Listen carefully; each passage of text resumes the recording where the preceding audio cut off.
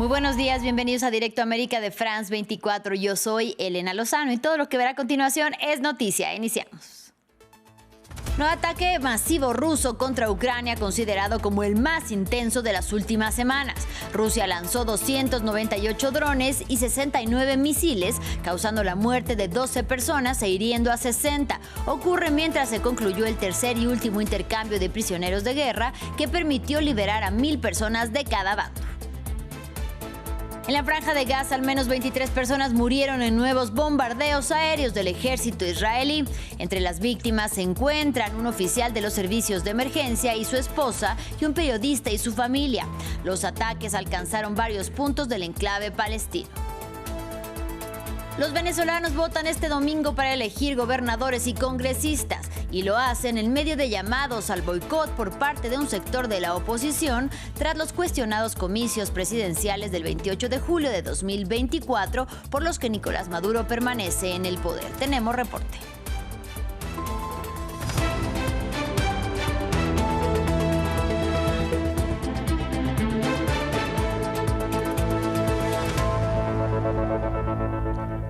Iniciamos en Ucrania, donde tuvo lugar un nuevo ataque masivo considerado por las autoridades como el peor de las últimas semanas en términos de número de proyectiles. Rusia lanzó 298 drones y 69 misiles, causando la muerte de 12 personas e hiriendo a 60. La ofensiva ocurre en medio del tercer y último intercambio de prisioneros de guerra que permitió la liberación total de 1,000 personas por cada bando, como lo acordaron entre Rusia y Ucrania el pasado 16 de mayo en la ciudad turca de Estambul. Hoy 303 ucranianos y 303 rusos regresarán a sus hogares. Nuestra enviada especial en Kiev, Catalina Gómez Ángel, nos amplía la información. Esta es una de las tantas casas de esta calle de la población de Marjalivka, 30 kilómetros de Kiev, que fue uno de los lugares más afectados durante ese ataque masivo que se dio durante la noche del sábado a domingo en toda Ucrania, rompiendo todos los récords. Son 298 drones y 367 en total, incluyendo misiles de varios tipos. Uno de ellos impactó en esta pequeña población de casas campestres. Aquí dicen que murió un hombre, hay varios heridos, pero esto se extiende a otros lugares de Ucrania donde realmente se vivió una noche de temor. Esta es la segunda noche después de la que ya se había vivido en el viernes, y esto todo coincide mientras que Ucrania y Rusia realizan ese intercambio de prisioneros 1,000 por 1,000, el más grande que se ha dado desde el comienzo de la invasión a gran escala. Ya el último intercambio que se daba hoy ha terminado por darse, pero estas han sido las consecuencias, creando mayor temor en la población, pánico. Miles de ellos durmieron o pasaron la noche en las estaciones de metro o allá en cualquier lugar donde tenían para esconderse, y estas han sido algunas de las consecuencias: casas destruidas o todo dañado, donde la gente no puede volver a vivir por mucho tiempo, y sobre todo un gran pánico en la población, pero especialmente entre los más jóvenes y los niños, que empiezan a acusar después de tantos años todas esas consecuencias psicológicas de la guerra. Y en otro frente de guerra, el ejército de Israel asesinó este domingo a al menos 23 personas en la Franja de Gaza en nuevos ataques aéreos. Entre las víctimas se encuentran un oficial de los servicios de emergencia y su esposa, y también un periodista y su familia. Los ataques alcanzaron Han Yunis al sur del enclave, Yavali en el norte y el campamento de refugiados de Nuseirat al centro. Según el grupo islamista Hamas, Israel controla actualmente el 77% del territorio palestino. Y mientras tanto, entraron en Gaza camiones con ayuda humanitaria considerados insuficientes por organismos internacionales. Vamos ahora a Venezuela, donde empezaron las elecciones parlamentarias para designar a los 285 miembros de la Asamblea Nacional y 24 gobernadores, incluido el de la recién creada gobernación del Esequibo, una región disputada entre Venezuela y Guyana. Los comicios, marcados por los llamados al boicot por parte de un sector de la oposición, tras la cuestionada y controvertida reelección de Nicolás Maduro en julio del año pasado. Vamos a Caracas con nuestra corresponsal Daniela Zambrano. Daniela, muy buenos días. Cuéntanos, ¿cómo se desarrolla la jornada electoral y qué tan intensos son los operativos de seguridad? El primer reporte que hizo el Consejo Nacional Electoral era de que ya se habían constituido el 95% de las mesas y en lo que hemos podido ver en nuestros recorridos transcurre en tranquilidad. Hay una característica particular de esta elección y es la desinformación. La mayoría de las personas no estaban muy al tanto de que había elecciones este domingo y de hecho muchos se enteraron con la suspensión de clases al ser tomados los colegios de votación por el Plan República. Hay un fuerte despliegue de seguridad, además de 400.000 efectivos de la Fuerza Armada, como es costumbre en las elecciones desplegados en todo el territorio nacional como parte del Plan República. Hemos podido ver también patrullas de la Dirección de Contrainteligencia Militar transitando al menos por Caracas, funcionarios encapuchados, fuertemente armados, dando vueltas por todos los municipios, algo que resulta bastante intimidante. Recordemos que en las últimas horas más de 50 personas han sido detenidas. El gobierno ha denunciado un supuesto plan terrorista para boicotear y alterar la paz durante estas elecciones y ha justificado así la detención de decenas de personas, entre ellos la más reciente, el dirigente opositor Juan Pablo Guanipa. Esto ha sido tomado por la oposición como una forma más de persecución política.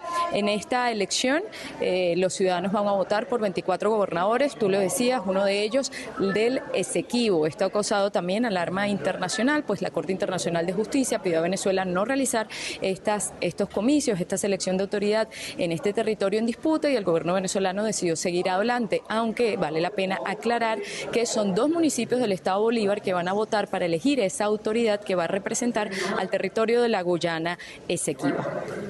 Ahora la oposición, Daniela, llega dividida a los comicios. Hay quienes por una parte todavía deciden apostar por unas elecciones libres y transparentes y por el contrario, los que consideran que acudir a las urnas es, por decirlo de alguna manera, tiempo perdido.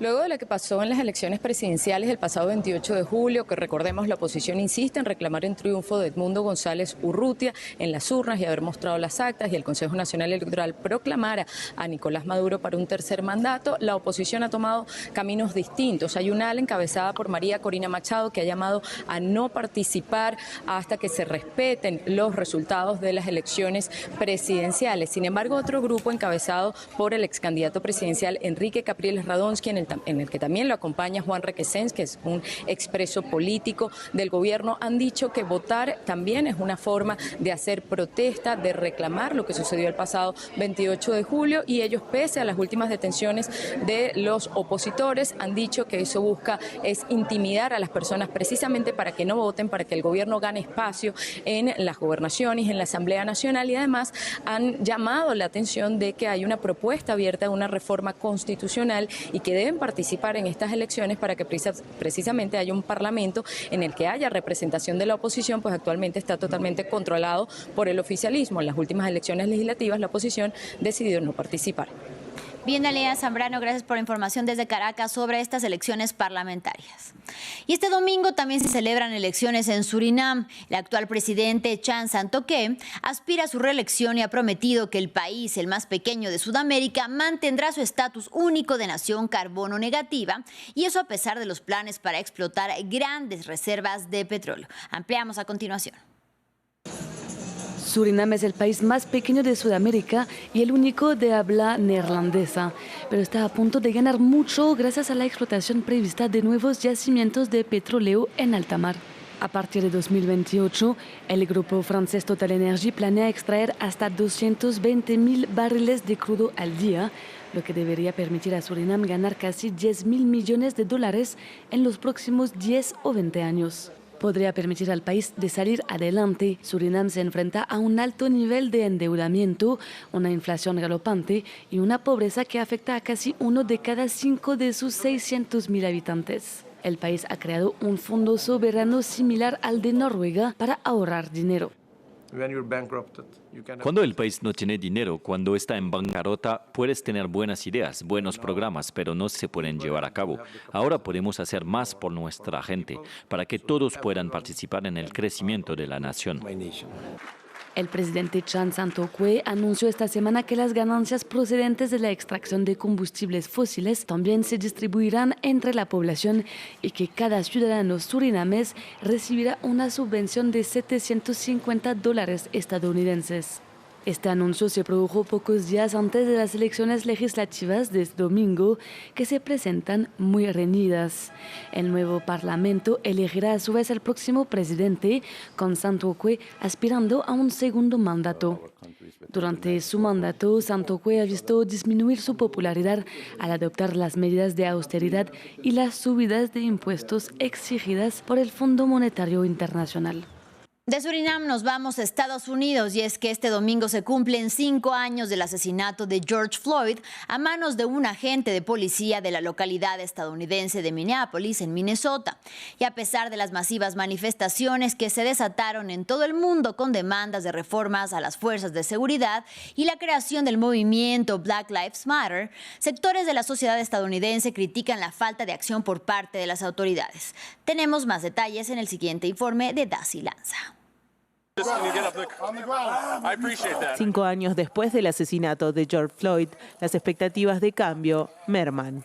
El 25 de mayo de 2020, luego de que el agente de policía Derek Chauvin se arrodillara sobre su cuello por 9 minutos, el ciudadano afroamericano de Minneapolis, Minnesota, se volvió un símbolo en contra de la discriminación policial. Su familia busca mantener viva su memoria y la del movimiento Black Lives Matter. Las vidas negras importan. La gente no se unió al movimiento, se convirtieron en el movimiento. No necesitamos una orden ejecutiva que nos diga que las vidas de los negros importan.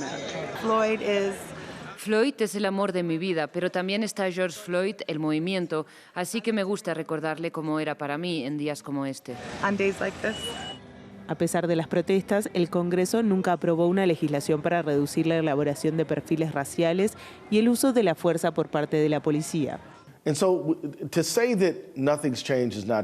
Decir que nada ha cambiado no es cierto, pero tengo que dar un poco de diferencia a la gente que no está muy animada por el ritmo del cambio, porque la ley George Floyd de justicia en la policía no ha pasado por el Congreso.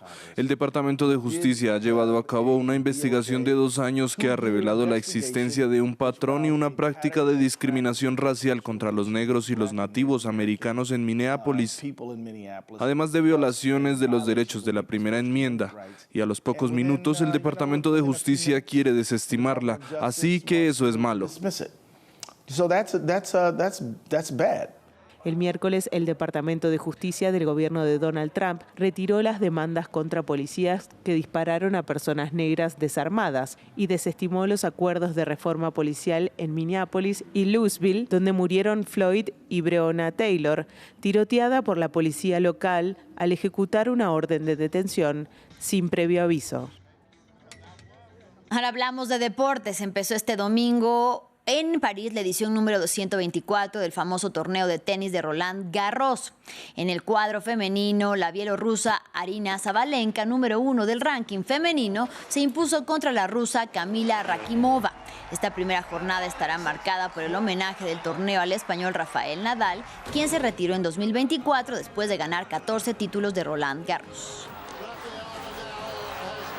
El baloncesto francés está en auge, además de la medalla de plata alcanzada en los Juegos Olímpicos de 2024 y la presencia de 14 jugadores franceses en la NBA. Un club de la Liga Francesa llega a la final de la Euroliga, el torneo de clubes más importante en el continente europeo. Este domingo el Mónaco enfrenta a los turcos de Fenerbahce para el título continental. Veamos el siguiente informe de nuestra enviada especial Natalia Ruiz. Un poco de risas y mucha concentración para los de Mónaco, que están en su último entrenamiento abierto a la prensa antes de su final de la Euroliga. Primera vez que este equipo logra llegar a esta instancia y va a enfrentarse a Fenerbahce, el equipo de Turquía. Por supuesto, los de Mónaco son, digamos, la gran sorpresa de esta competición. Llegaron a la final, cosa que nunca antes habían logrado, y sobre todo, pues sacaron a el Olympiacos, que era el equipo favorito. Los vencieron 78-68. Alpha Diallo y Mike James serán los dos hombres de Mónaco sobre los que se espera, pese en todo caso, una posible victoria de este equipo. Hay que decirlo, Mónaco nunca antes ha ganado esta competición, pero sobre todo un título sería muy importante también para el básquetbol francés, porque en la realidad solamente ha sido Limoges el que ha ganado esta competición, y eso fue hace 32 años, en 1993. Y cerramos con noticias de fútbol. El Real Madrid confirmó este domingo el nombramiento de Xabi Alonso como nuevo entrenador para las próximas 3 temporadas. El técnico vasco de 43 años sustituye así al italiano Carlo Ancelotti, quien es el nuevo seleccionador de Brasil. Fin del informativo, gracias por su compañía. En breve regresamos con más información aquí en France 24. No se vayan.